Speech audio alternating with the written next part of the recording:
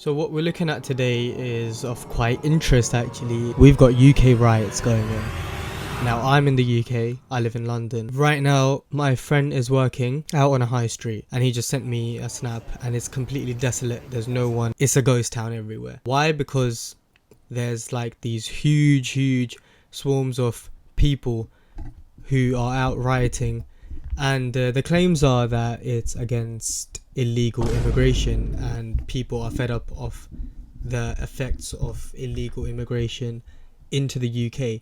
As we know, as you might not know, there's there's been a lot of controversy over the past year, 2 years actually, of illegal immigrants coming via boat and dinghies to the UK to claim asylum, and people have not been a fan of this, and this is actually a reason why we saw the Reform UK party get a lot of traction in the general elections that just passed us as well.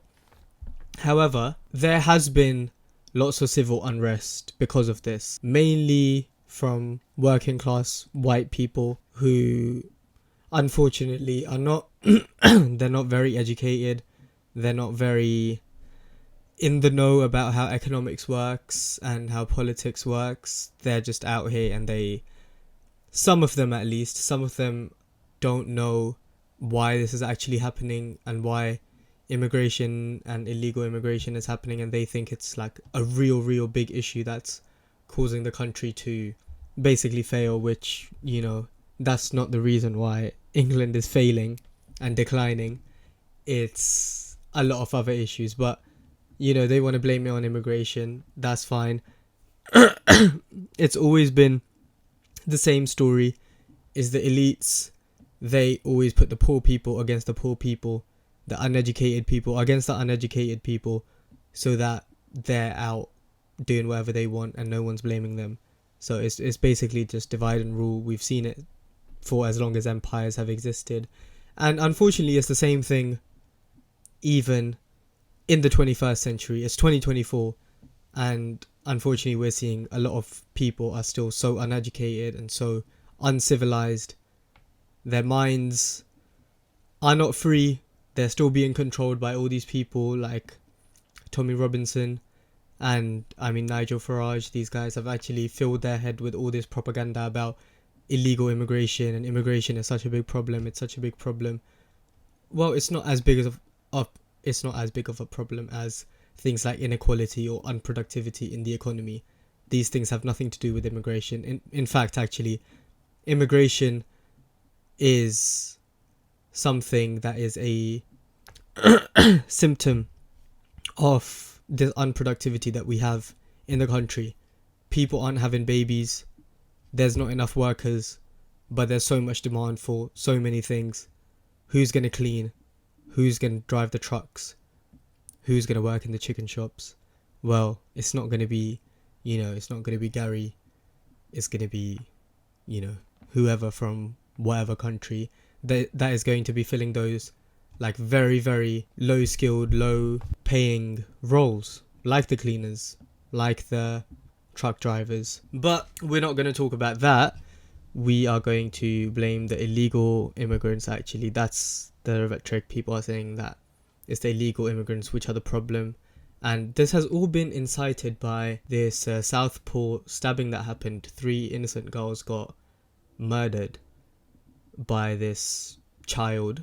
I'm not going to say child exactly, he was almost 18, but it was this guy who's from immigrant background. He was born in the UK, born in Wales, grew up as a British guy, whatever, but he was from Rwandan heritage as far as I know, not even Muslim but Christian, and due to some misinformation that was spread on right after the murders happened of those 3 innocent girls, everyone started blaming Muslims. Someone, this whole mob, they went out and they burnt a mosque.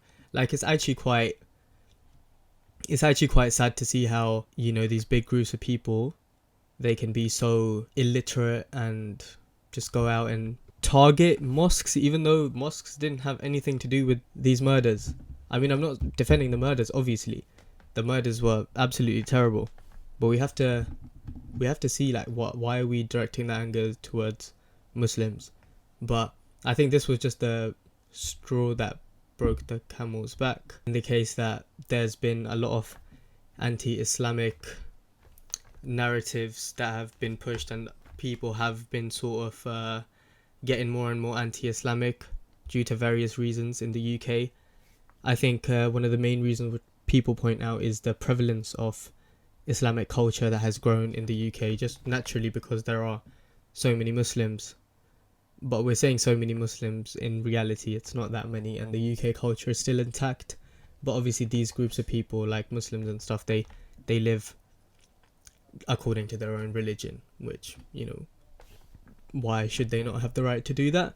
And we've seen that these protests, these riots, I mean, they're not protests anymore, they're actual riots, because the police are getting injured, things are getting burnt down, shops are getting looted. But they still call them protests. That's not protesting, that's rioting at this point. And Elon Musk as well, he's got some things to say about it. I haven't looked into it too much, as you can see over here, but Elon Musk has things to say about it as well for some reason. The real problem in the UK so far has been the policies, has been the unproductivity of the economy, and the inequality. There's so much rising inequality. So many companies, they made billions and billions in profit during COVID, while simultaneously so many people went into poverty. We've got inflation. From 2021 to now, there's been a rise of 20% in prices, while the wages have barely increased. And since 2008, wages have barely increased. Real wages we're talking about. Accounted for inflation, it has not been great. We have essentially become so poor compared to what we were in 2008. But there's so many people who obviously have become millionaires and billionaires, just leading to more and more inequality in this country.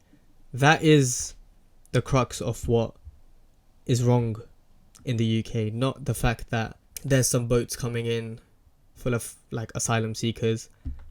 I don't think blaming them for the problems of this country is going to do anything. Can you imagine if we had these sorts of riots and this sort of protest for the real problems in this country?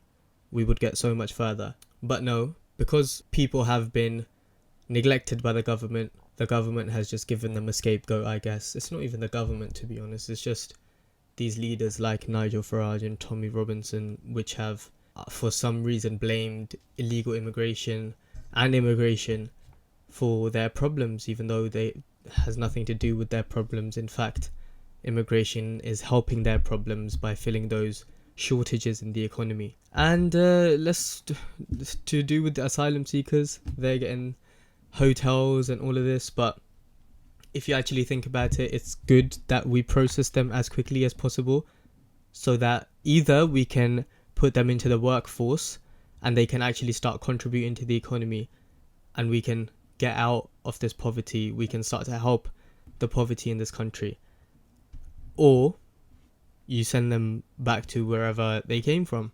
It's that simple. So it is in our best interest to fund asylum seekers getting processed quickly, instead of all the other bullshit that we spent our money on as a country. We spend a lot of money on a lot of useless things, and people want to call processing asylum seekers a useless expense, but it's not a useless expense. If you do that quickly, it will save the country a lot of time and stuff. Like, I'm not saying illegal immigration is not a problem, because vast swarms of people entering your country unchecked can be a problem. Culturally, economically, socially, it can be a problem, 100%. But is it at the top of our concerns? Should it be at the top of our priority? I don't think so. There are so many more pressing matters to deal with, and to see that there has been such a reaction towards illegal immigration rather than the actual problems that this country has been facing, it's quite sad to see, and it just shows how humans have not evolved, and the same tricks that the elites have used on the poor people, they are still using it and getting away with it, and people have not changed. They're just gonna blame their neighbor instead of the guy that is controlling them. So thank you for listening, guys. See you later.